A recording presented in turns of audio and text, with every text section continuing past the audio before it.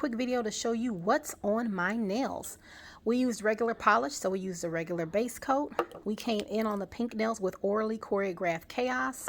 On top of that, we used Rainbow by China Glaze.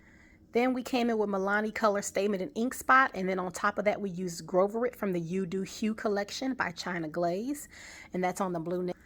We came over the blue nail with these cool foils that I picked up in a set from Amazon.